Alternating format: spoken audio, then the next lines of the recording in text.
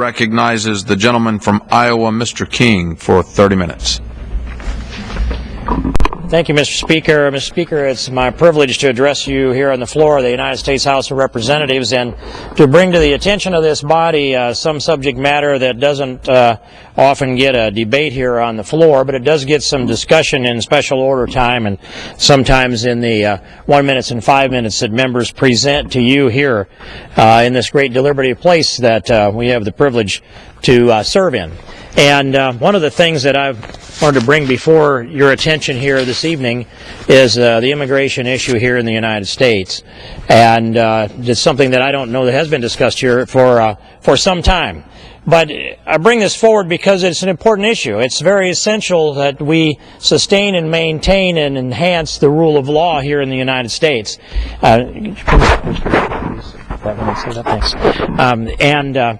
So I bring this forward, and a number of things are on my mind. And the first thing that comes to mind for me is a subject that was reported on Fox News July 11th, and I picked up this article and I want to express this to you on what's going on.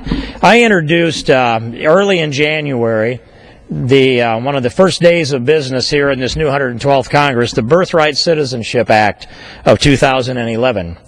And Mr. Speaker, I brought this act forward working with people who have been leaders on this issue for some time. And one of them would be our friend Nathan Deal, now Governor Deal of Georgia, who was the lead on this issue when he served here in the United States Congress. And also some of the successor people that were involved in that would be Congressman Phil Gingrey of Georgia and the incoming a freshman from Georgia, Rob Woodall, and from California, Congressman Gary Miller, one who has been a strong proponent of the rule of law and standing up for the rights of American citizens. These people and others have been strong supporters of the Birthright Citizenship Act, and because of my role on the Immigration Committee, where I have been for now going into the 9th year, it seemed to be a better fit for me to carry this piece of legislation, and so I stepped forward with it because we needed to take a position. What's going on, Mr. Speaker, is that in the United States of America, there are people that erroneously read the 14th Amendment of the Constitution in the component that addresses what we call birthright citizenship. And it says in the 14th Amendment that all persons born and or naturalized in the United States and subject to the jurisdiction thereof are American citizens. All persons born or naturalized and subject to the jurisdiction thereof are American citizens. Now, the circumstances there are that it's created a misinterpretation of this section of the 14th Amendment has created birthright tourism. And so we have you might see a $30,000 turnkey operation going on where a pregnant woman in China, and she's probably going to have a benefactor that would sponsor this, could receive a turnkey operation for a little tourism trip into the United States. Get her on an airplane, smuggle her into the United States one way or another, where she'd have a baby. She would be 8.5 months pregnant or so, theoretically, have the baby here in the United States. The baby would get a nice new American birth certificate with its little footprint stamped on it. And then that baby might go back to China with the baby's mother, or the mother might stay here in the United States with family and friends, relation, whomever might want to harbor that mother and or child. And when the child's old enough, the child can sponsor the extended family to come into the United States by virtue of that automatic citizenship that's conferred upon a child that's born here to an illegal mother and a who-knows father. That's going on not just in rare circumstances, and not, of course, certainly not just with Chinese. In fact, that's not one of the larger numbers. It's happening in this country someplace between 340,000 times a year and 750,000 times a year, Mr. Speaker. We have people that sneak into the United States for the purposes of having a baby so that baby can become an American citizen. And I believe, as the chairman of the Full Judiciary Committee, Lamar Smith, believes, is that citizenship should be precious. It should be precious. It shouldn't be dealt out. It shouldn't be something that you can buy a turnkey ticket to game the system to have a baby that then is automatically an American citizen, subject to the jurisdiction thereof. Mr. Speaker, I'll argue that that Chinese woman that flies into the United States with a $30,000 turnkey tourism for birthright is not subject to the jurisdiction of the United States, not in the way that was envisioned by the people that wrote the 14th Amendment to the Constitution. 14th Amendment to the Constitution was put in place to guarantee that the babies born to formerly slaves and now then at that time of ratification freed slaves would be American citizens. That the babies born to the freed slaves would not be denied all of the rights of citizenship as were guaranteed to them in the 13th and 14th Amendment. And it took into account that babies born on Indian reservations, some of them, would have lost their rights, their tribal rights on those reservations if they had become automatic American citizens. So some of the Native Americans said no, they didn't want that conferred upon them. And our founding fathers, it wasn't founding fathers, but the drafters of the 14th Amendment then wrote language in it to preclude automatic citizenship to any Homo sapien that was born within the territory of the United States. They had to also be subject to the jurisdiction thereof. And this Congress went through a great deal of debate in the House and in the Senate on what that actually meant in the clause subject to the jurisdiction thereof. It was not contemplated that the children of diplomats would become automatic American citizens. It was not contemplated that certain Native Americans born in certain reservations would be subject to the jurisdiction thereof and become American citizens, but it was contemplated that the children born to freed slaves would be American citizens. It's a guarantee. That's the guarantee, and it was written with a significant amount of wisdom. They could not have anticipated that America would get so lazy and so lax that this constitutional amendment would drift its way into a practice, an erroneous practice of conferring automatic citizenship on mostly any baby that would be born in America. Now, here's how it is. If there's a plane flying through the United States, and let's just say that this plane is bound from China to Toronto, which does happen, Mr. Speaker, and it was going to be a flight that was going to be a direct flight and drop into Toronto. But because of weather conditions or maybe mechanical problems, it had to land in Chicago.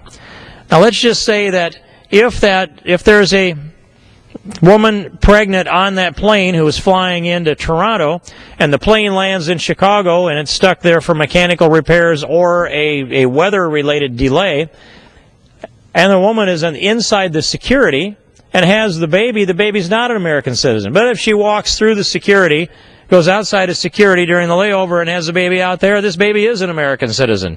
That's what's been going on in the practice of this automatic citizenship that I think is an erroneous misinterpretation, and I think a willful misinterpretation, or probably more often a lazy misinterpretation of the 14th Amendment of the Constitution. And so I've introduced the Birthright Citizenship Act of 2011 along with the friends and colleagues that I mentioned and many others and a good number of co-sponsors who take the position with me that if a child that's born in America has to be born to at least one legal parent in order to be a citizen of the United States. It's pretty simple. It clarifies the 14th Amendment. It clarifies the clause in the 14th Amendment subject to the jurisdiction thereof. Congress has the authority to do that. And I got concerned about this when there were a couple of senators that were talking about the need to amend the Constitution to fix this problem. But, Mr. Speaker, it doesn't require a constitutional amendment to fix the automatic citizenship practice that is so flawed that it confers an automatic citizenship on as many as 750,000 babies born to illegal parents here into the United States. To give you an example, it is, as I said, it's not just a Chinese woman that comes over here pregnant to have the baby here, and that happens on a very regular basis. But it's often someone that comes in from neighboring countries. We know that of the criminal aliens that are in our prisons, 2/3 of them come from Mexico. One might presume that a similar number of these automatic citizenship babies also, their mother is a citizen of Mexico in the United States illegally, having the baby here and picking up that automatic citizenship, that birth certificate. They may or may not go back to their home country, but you can bet that when the time comes, that child will already be programmed to petition for the family reunification plan, which has our immigration plan in America out of control. Out of control. And so what do we do about this? Well, Birthright Citizenship Act of 2011. And it should be a simple decision for this United States Congress to address this situation. But some will argue, well, subject to the jurisdiction thereof means nothing. That clause in the 14th Amendment doesn't have meaning. Therefore, it requires that they all be citizens. I think that is a very thin and a very marginal argument at best. The clause must mean something.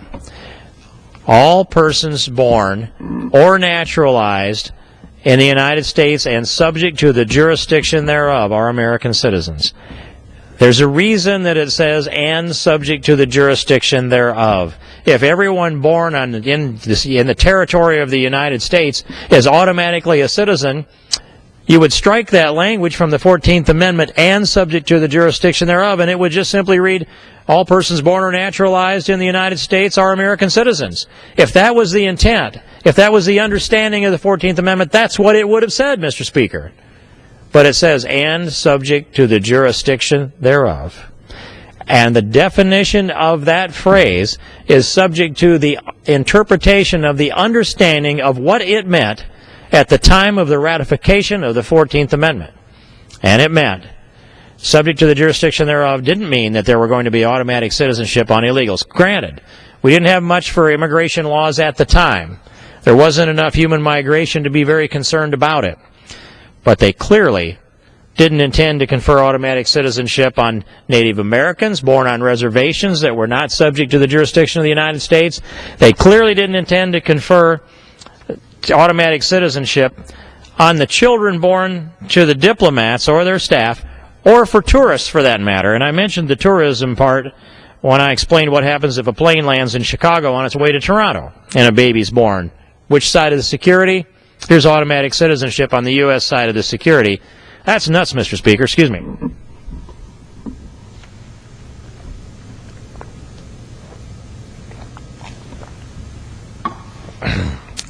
And so, but we've gotten lazy and lax with the practice of conferring automatic citizenship. And so people don't challenge it. And I'm really worried about an administration. Actually, I've been worried about a couple of those administrations since I arrived in this town that don't seem to have much vigor for enforcing immigration law. It's pretty frustrating to be here in the United States Congress pounding away to have to pass legislation to fix something that's just a matter of intellectual laziness. But the people that are enforcing this, the people that are handing out birth certificates that is almost like candy, aren't challenging it. They don't have a very good constitutional understanding, or there'd be some pushback out there across from the countryside. But in the OB ward of the hospitals around the country, they've got to have stacks of these birth certificates. And when a baby is born, it's almost an automatic process. Here's the footprint. Here's the data. Here's the birth certificate. Send that child off. They're an American citizen. What do we suppose happens if the diplomat or the wife of a diplomat or even the staff of the diplomat comes into the hospital to have a baby? Do they meet them at the door and say, do you happen to be a diplomat? Are you here on some kind of foreign immunity? And you're planning on having a baby here, and do you think that baby's going to be an American citizen? No, we're not going to allow it. The citizenship is not going to be cheapened like that. It doesn't happen, Mr. Speaker. What really happens is the children of diplomats are often conferred with automatic citizenship because the whole system of America is so automatic that any baby born inside U.S. territory is just given the paperwork and the documents. Here's an article that comes out on, it was Fox News, as I mentioned a little bit earlier, reported on July 11th. And the substance of it is this, that the Center for Immigration Studies, good, thorough people, I might add. This is Elizabeth Romenshaw Brown, who's written this article. A Center for Immigration Studies says foreign diplomats are obtaining U.S. birth certificates and social security numbers for their newborn children, effectively becoming U.S. citizens. On top of their new status in the world, these children carry an additional perk that most Americans do not have, diplomatic immunity. So it creates what USCI or what CIS describes as a super citizen. Just like their parents, most are immune to criminal jurisdiction of the United States, creating super citizens. These super citizens are, of course, children of diplomats, and all they need to have is a U.S. birth certificate and a Social Security number, and they're effectively an American citizen. Who's going to challenge it? And there's no question mark or no question on the birth certificate that asks the question, are you a diplomat? Are one of your parents illegal?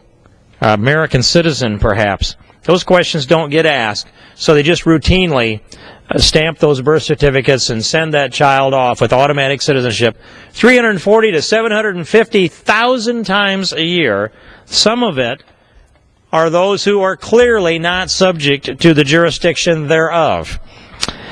In fact, in the concluding statement in the article, you've got a statement here from one of the proponents of the policy that I advocate.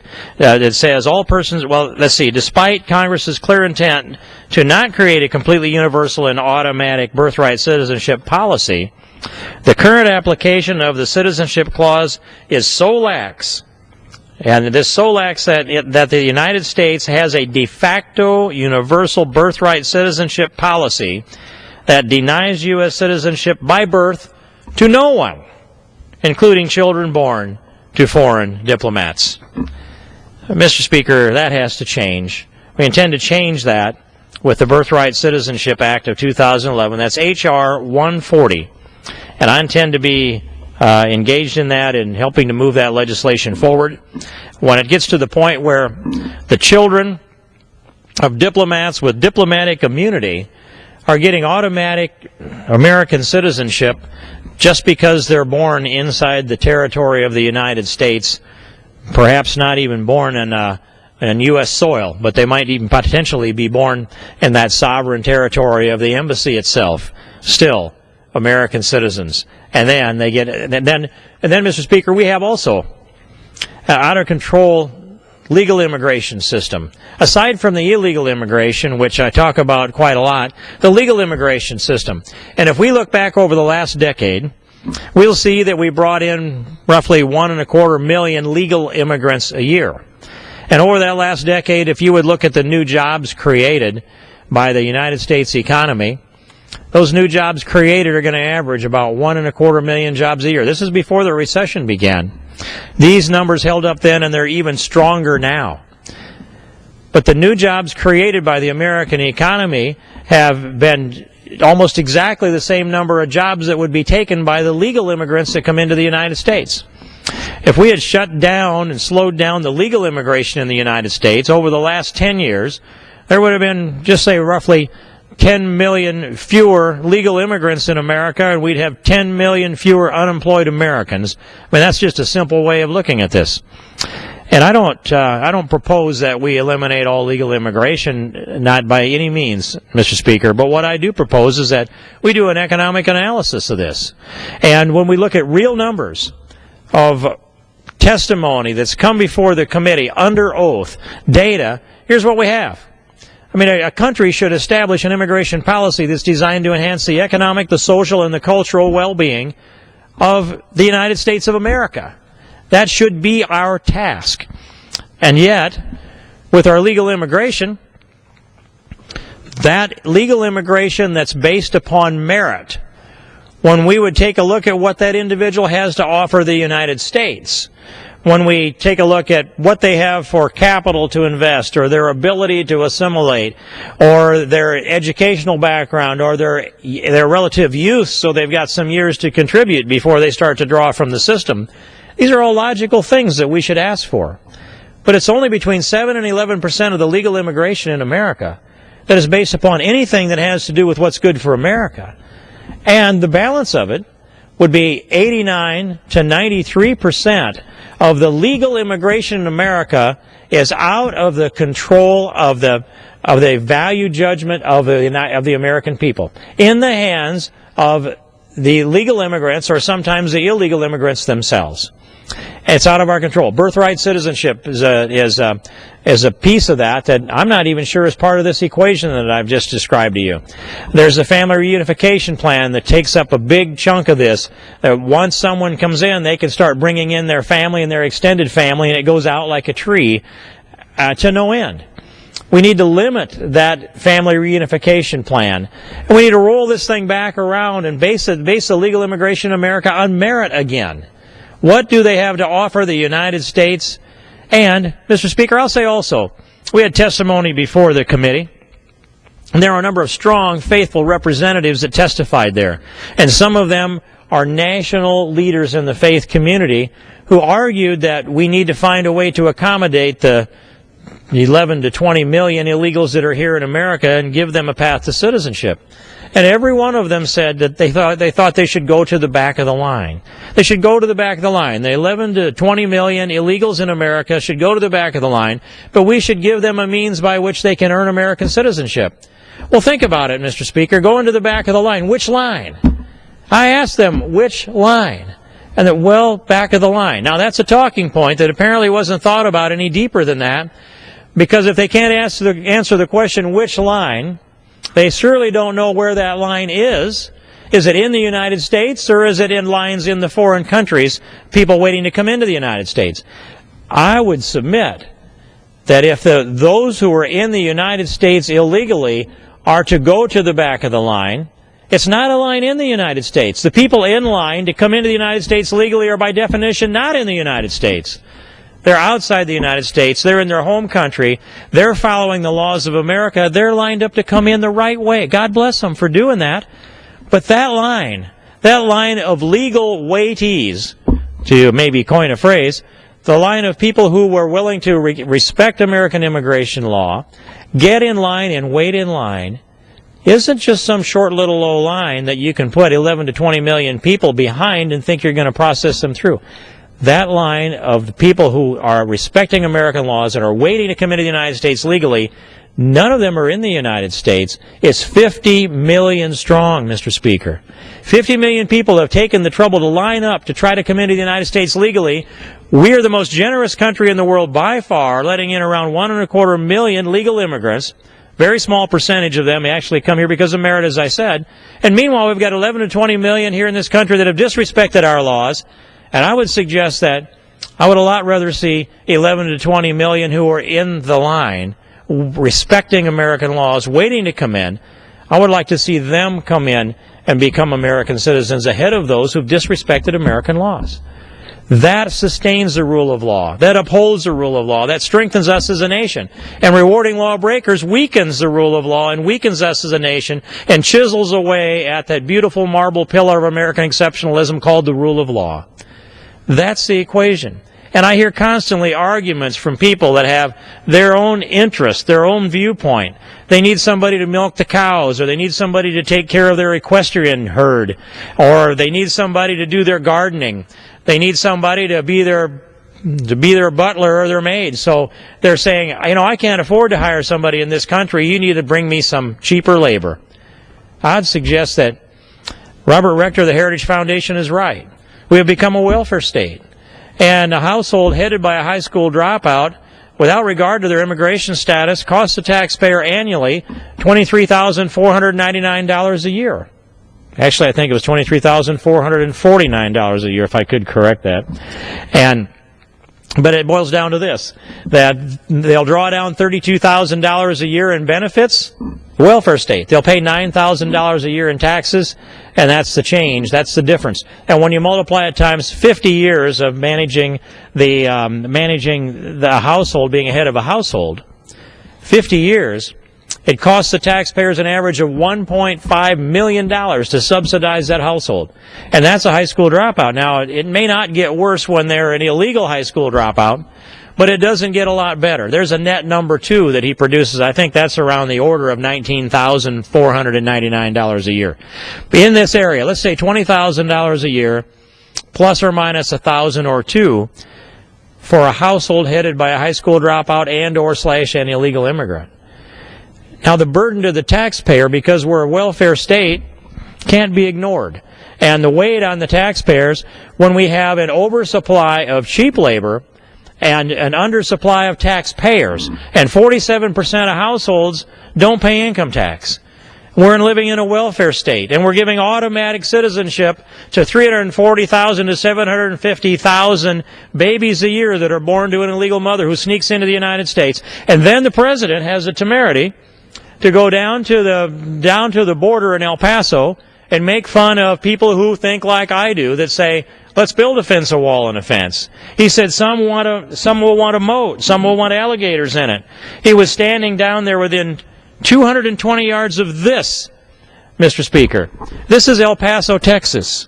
This is Juarez, Mexico. Some people would want a moat. Some people would want a fence. Some would want alligators in it. I don't think there are any alligators in here, Mr. Speaker. But this is the aerial picture that I had seen just a few weeks before the president gave this speech in El Paso. The records are good. Not many people are getting across the border here. Why? Because here's a fence right here. This is the Rio Grande River. You have a fence, a river, another fence. Here's a patrol road that's patrolled by the Border Patrol. There's a Border Patrol vehicle right here, another one up around the curve. And then the patrol road, then another fence, then a canal that's flowing a lot of water, and it flows pretty fast. Then another fence. If you can get over that, you're in the United States into El Paso, and maybe you can catch a ride here and you're home free. Not a moat with alligators. We might say 2 moats and 4 fences. A fence, a Rio Grande River, a fence, a patrol road, a fence, a canal with flowing water and deep. Another fence, and then you're off into the United States. 3 of those fences you have to climb wet. This is very effective, and the president is standing within 220 yards of that, making fun of Americans who think that physical structures help control illegal immigration. So we're spending $12 billion a year on the southern border enforcing it and chasing people across the desert 100 miles into the United States. And out of that $12 billion a year, that's $6 million a mile on average for every mile on our southern border. I can build you a fence, a wall, and a fence for about $2 million a mile, about 1/3 of the annual budget. And I don't suggest that we build 2,000 miles of it right away, Mr. Speaker. I suggest that we start building it and stop building when they stop going around the end. That's the scenario. That's the logical way to address this. Build a fence, a wall, and a fence. Use the funding that we have. Roll it into that kind of infrastructure. It is effective. And the president's staff didn't serve him very well if he was standing with his back to a fence, a river, a fence, a patrol road, another fence, a canal, and another fence. That's the barriers to get into the United States. And he's making fun of it, and the Border Patrol is telling us this is effective. It is effective. It's been effective in El Paso. It keeps them in Juarez. It's been effective in San Luis and southwest Arizona. It's not effective where there is nothing. And we have to pay a lot of people a lot of time and money to chase all over the desert after people that walked around the end. Let's build it till they stop going around the end. Let's pass the Birthright Citizenship Act of 2011. Let's make sure that the kind of security that's out at El Paso can be applied in other high-traffic areas. Build a fence till it stops going around the end. And then, Mr. Speaker, we can also pass my new IDEA Act, which shuts off the federal deductibility for wages and benefits paid to illegals, brings the IRS into this mix, and gives the employer safe harbor. All of that, simple solutions to a complex problem, Mr. Speaker. I would conclude with that statement, and thank you for your attention, and I'd yield back the balance of my time. The gentleman yields back his time.